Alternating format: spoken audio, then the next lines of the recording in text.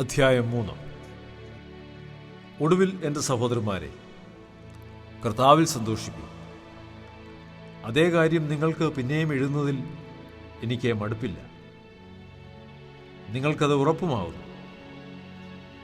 നായ്ക്കളെ സൂക്ഷിപ്പീൻ, ആകാത്ത വേലക്കാരെ സൂക്ഷിപ്പീൻ, വിച്ഛേദനക്കാരെ സൂക്ഷിപ്പീൻ. നാമല്ലോ പരിച്ഛേദനക്കാർ, ദൈവത്തിൻ്റെ ആത്മാവ് കൊണ്ട് ആരാധിക്കുകയും ക്രിസ്തുയേശുവിൽ പ്രശംസിക്കുകയും ജഡത്തിൽ ആശ്രയിക്കാതിരിക്കുകയും ചെയ്യുന്ന നാം തന്നെ. പക്ഷേ എനിക്ക് ജഡത്തിലും ആശ്രയിപ്പാൻ വകയുണ്ട്. മറ്റാർക്കാരും ജഡത്തിൽ ആശ്രയിക്കാമെന്ന് തോന്നിയാൽ എനിക്ക് അധികം. 8-ാം നാളിൽ പരിച്ഛേദനയേറ്റവൻ, ഇസ്രായേൽ ജാതിക്കാരൻ, ബെന്യാമിൻ ഗോത്രക്കാരൻ, എബ്രായിൽ നിന്ന് ജനിച്ച എബ്രായൻ, ന്യായപ്രമാണം സംബന്ധിച്ച് പരീശൻ, ശുഷ്കാന്തി സംബന്ധിച്ച് സഭയെ ഉപദ്രവിച്ചവൻ, ന്യായപ്രമാണത്തിലെ നീതി സംബന്ധിച്ച് അനന്യൻ. എങ്കിലും എനിക്ക് ലാഭമായിരുന്നതൊക്കെയും ഞാൻ ക്രിസ്തു നിമിത്തം ഛേദം എന്ന് എണ്ണിയിരിക്കുന്നു. അത്രയുമല്ല, എൻ്റെ കർത്താവായ യേശു ക്രിസ്തുവിനെക്കുറിച്ചുള്ള പരിജ്ഞാനത്തിൻ്റെ ശ്രേഷ്ഠത നിമിത്തം ഞാനിപ്പോഴും എല്ലാം ഛേദമെന്ന് എണ്ണുന്നു. ഞാൻ ക്രിസ്തുവിനെ നേടേണ്ടതിനും ന്യായപ്രമാണത്തിൽ നിന്നുള്ള എൻ്റെ സ്വന്തം നീതിയല്ല,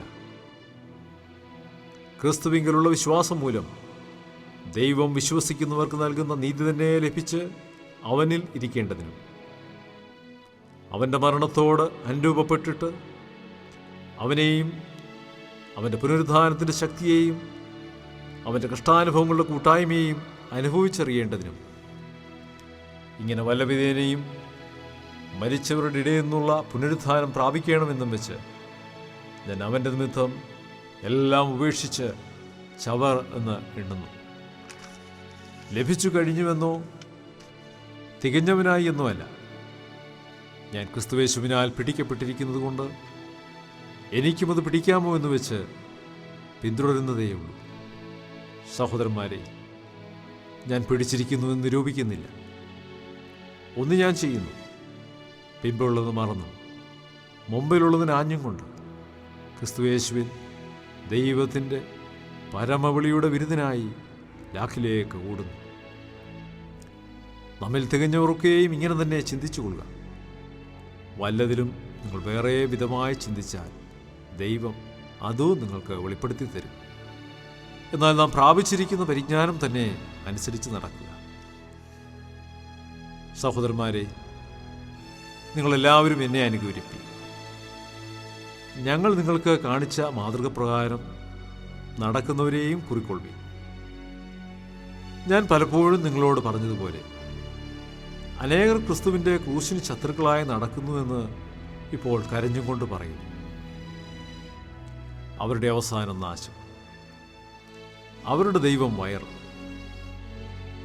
ലജ്ജയായതിൽ അവർക്ക് മാനം തോന്നുന്നു. അവർ ഭൂമിയിലുള്ളത് ചിന്തിക്കുന്നു. നമ്മുടെ പൗരത്വമോ സ്വർഗത്തിലാകുന്നു.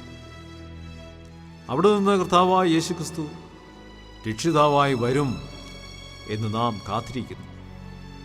അവൻ സകലവും തനിക്ക് കീഴ്പ്പെടുത്തുവാൻ കഴിയുന്ന തൻ്റെ വ്യാപാര ശക്തി കൊണ്ട് നമ്മുടെ താഴ്ചയുള്ള ശരീരത്തെ തൻ്റെ മഹത്വമുള്ള ശരീരത്തോട് അനുരൂപമായി രൂപാന്തരപ്പെടുത്തും.